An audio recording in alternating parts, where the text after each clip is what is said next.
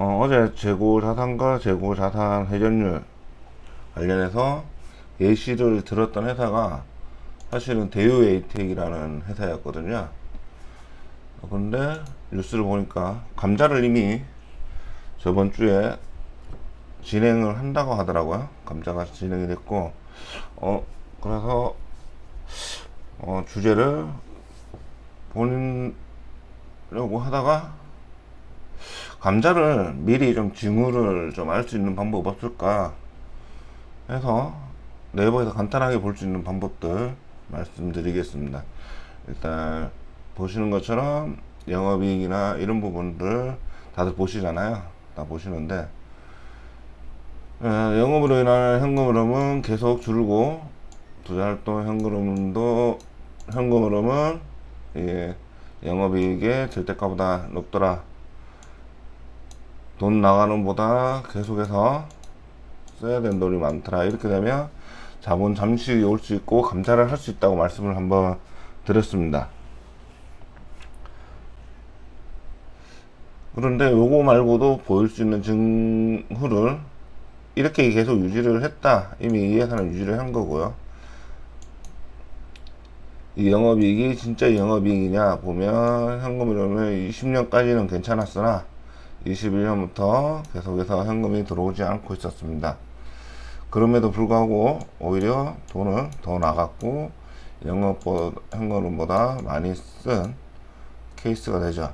그리고 그 뒤로는 영업이익도 없고 투자활동 현금 흐름은 계속 써야 되는 상황, 이런 상황이었고, 이런 케이스에 또 하나 쉽게 볼 수 있는 방법은 자본 유보율을 네이버에서 보시면은 지금 85%에서 이익을 받지만 자본 유보율이 85%밖에 되지 않고 작년 같은 경우에는 마이너스로 떨어진 부분들이 있습니다. 계속해서 자본 유보율은 대충 못해도 몇천 프로 이상, 몇만 프로 이렇게 깔고 들어가거든요.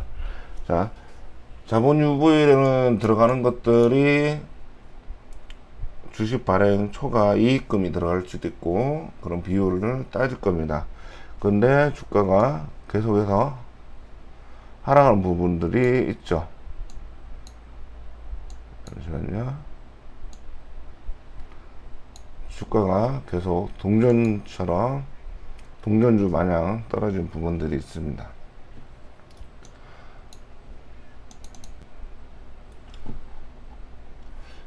쉽게 보면 자본 유보를 보면 좋다. 그리고 이자율이나 부채 비율을 보면 또 알 수 있죠. 뭐 적자니까 ROE도 마이너스 56%, 마이너스 빨간불이 켜진 것들은 이미 자본 유보율도 지금 간당간당한 20년부터 간당간당한 상태였고, 계속 적자를 영업이익은 받지만 당기순이익을 보면 굉장히 많이 떨어진 부분이 보입니다. 얘 같은 경우는 부채 비율도 굉장히 높은데 신용 등급 자체가 BB- 등급으로 올해 4월부터 등급이 낮았습니다. 차입을 나이스나 이런 쪽으로 해서 받으려고 했는데 등급이 낮더라. 부채도 굉장히 높죠. 근데 이자 보상 배율을 보면 좋았던 적이 그 전부터 없었습니다. 대출을 받아가지고 활용을 제대로 할 수 없었던 상황이었던 거죠. 작년 같은 경우는 오히려 대출 받은 것보다 더 못 벌었다. 이런 비율로 부채 비율과 이자 보상 배율을 참고하면 제대로 벌지도 못하고 돈을 많이 빌려 있는 상태고 돈도 들어오지 않고 계속 깎아먹고 있었다. 그래서 자본 잠식에 가까워지고 있었다라고 볼 수 있습니다.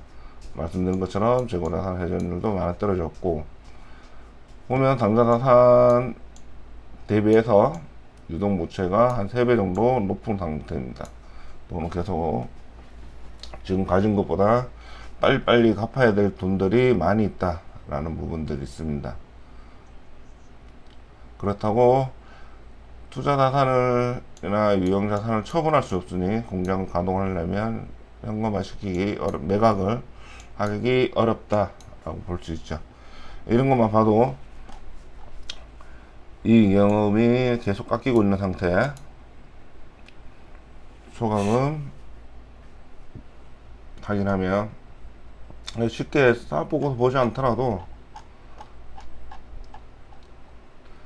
유보율만 봐도 지금 보통 이제 좋지 않은 기업들 혹은 성장성 이런 기업들은 자본 유보율이 좀 많이 떨어진다. 주가가 많이 올라가서 그런 유보율이 올라가지 않은 이상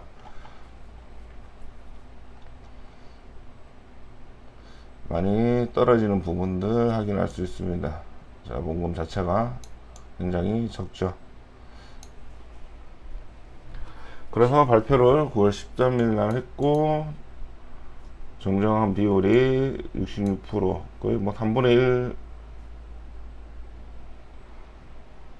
0.3주로 바꾸는 거죠. 0.3주로 바꾸는 거니까 쉽게 보는 방법은 이렇게, 일단 부채가 이 정도 넘어가는 애들은 보지 마시고요. 그리고 자본 유보율 확인하시고, 부채가 높다 그러면 거기에서 일단 1차적으로 그럴 수 있기 때문에 그런 기업들을 빼시는 게 좋습니다. 자산 총계에 대비해서 부채 총계가 거의 비슷하죠.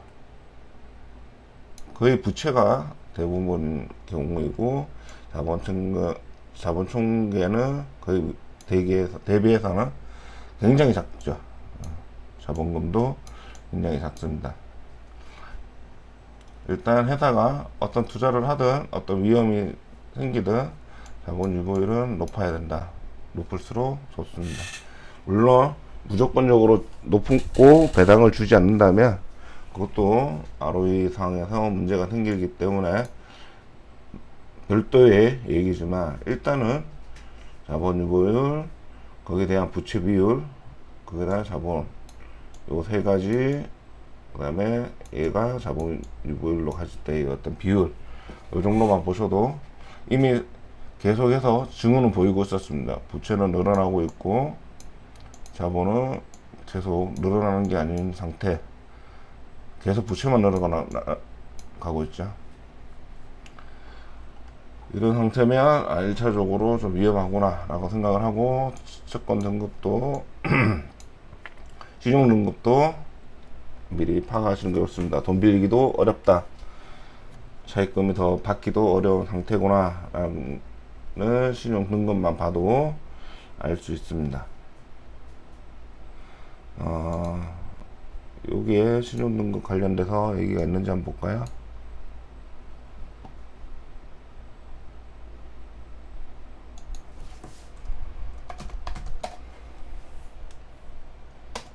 신용 등급에 관련돼서 언급은 없네요.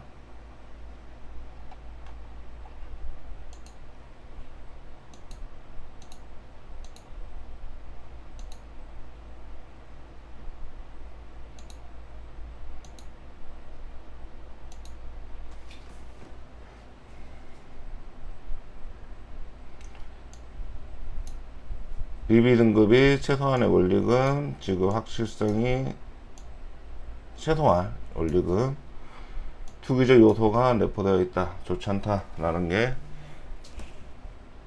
내용이고요. 적어도 A등급 이상은 돼야 된다는 부분들 네이버로 정도로만 확인해도 알 수 있습니다. 네, 이렇게 지금 이렇게 감자를 해서 지금 N면가 500원이거든요.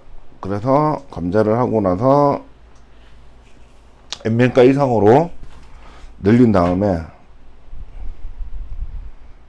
주가를 그렇게 이제 순주 반영해서 올린 다음에 다음 작업이 뭐냐, 유상증자를 때릴 가능성이 높아 보입니다. 유상증자를 해서